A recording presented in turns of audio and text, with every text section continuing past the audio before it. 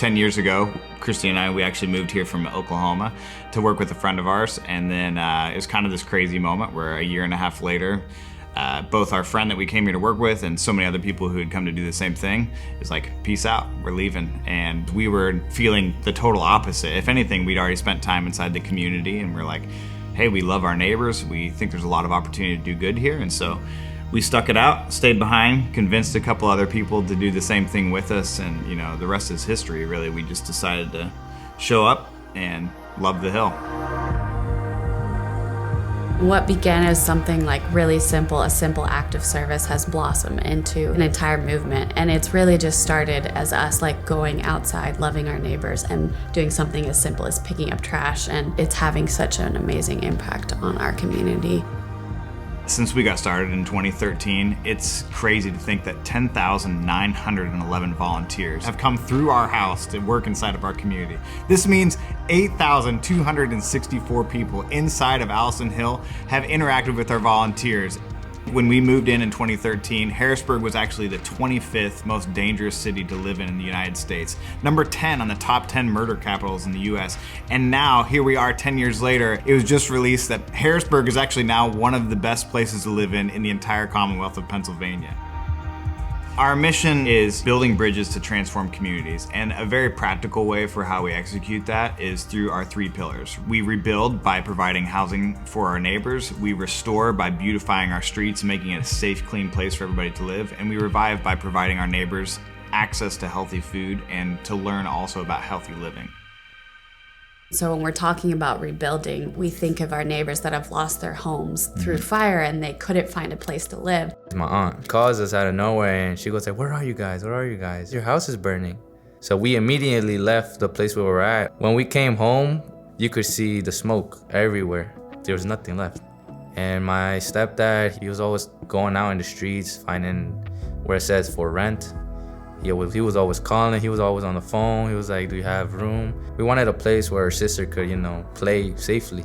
And most of the houses, they were small or like they didn't look really that good. The housing market has now escalated to a place where nobody can reach, the affordability of what is available in Harrisburg. We went probably from $900 being sufficient amount of money to rent a 3-bedroom to, in the last 2 or 3 years, now $1,800 being sufficient to rent a 3-bedroom. We've had some families that have been in the hotel for 4 years with 3 and 4 kids. It just doesn't set you up to be stable and to be able to understand what you need to do to be successful, because it's always some type of transition. There's no stability. In order to meet this need inside of our community, we're actually doing our first project on Market Street, which is a main road coming right into the heart of our community. And the idea of providing affordable housing for our neighbors is not just to hit the buzzword of it being affordable, but inside of the city, it's actually really hard to find a place to live. Even in our own neighborhood, there's over 800 abandoned properties. So it's not just that the housing isn't there, it's just that the actual livable opportunities don't exist. And so for us, it's about giving our neighbors that opportunity to really not just live somewhere nice, but to succeed for the long term, to change the trajectory of their lives through housing. So when we talk about restoring our community, what we're talking about is removing blight, limiting crime opportunity zones, which is really just like these abandoned houses where we're boarding them up, we're securing them. We removed close to 3 million pounds of trash at this point. When we actually first got started, we just thought like, oh, we'll go outside and we'll walk around our house and start picking up trash. And swoops in Public Works and they're immediately like, we gotta shut this thing down. I received a call that a guy was taking trash off of the back of this abandoned property and he was putting it on the street. And I jumped out my vehicle, and then this Tannen explained to me what he was doing and who he was, and he wanted to just create cleanups throughout the community, trying to clean up the properties, and that's when this great relationship just started to blossom. Just by something as simple as like picking up trash and boarding up things and decreasing those crime opportunity zones, we've seen like a decrease in activity in the neighborhood. And just by showing up and being those people willing to go and to do what other people aren't willing to do, like into those dump sites and see the worst of humanity, if you really think about it. People literally live in those dump sites. And as I think about our neighbors, I think about this is somebody's brother, this is somebody's sister, this is somebody's mother. And so, yes, they may have their reasons and they're struggling, but they're still human and they deserve dignity. We didn't see our lives leading into this direction to be professional trash pickers or whatever. Like, that's not what we do, but it's really just being available and saying yes.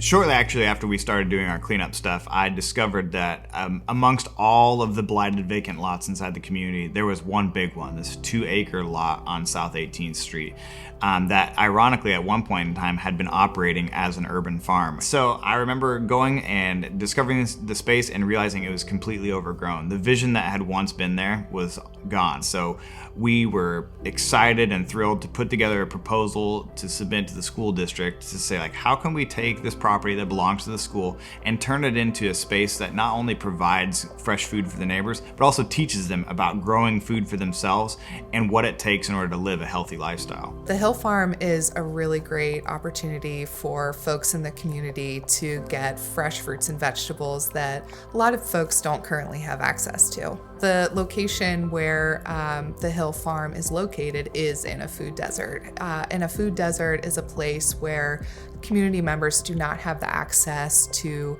the healthy foods that are needed to have a healthy life within a half-mile radius. So it's especially challenging for people who do not have access to the transportation that's needed to get to a lot of the grocery stores that are outside of this direct community. The farm is a way for community to be engaged. This engagement opportunity for us to educate them, because we're talking about alternatives.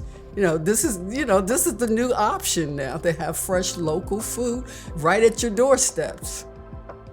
It just really is simply showing up and being there and showing that you care. And instead of avoiding a place like Allison Hill, actually coming down here and seeing what it's like. It's not as simple as, well, they can just help themselves. It's like, sometimes people just need a hand, Imagine if this is all you knew for your life and you live next to a dump site, like, when people try to say, like, oh, they just want to live like that. Like, no one wants to live like that. No one deserves to live like that. And they deserve to be fought for and to be noticed and to be loved. You and I are available, and we have the opportunity to do something. And that's the end of the story.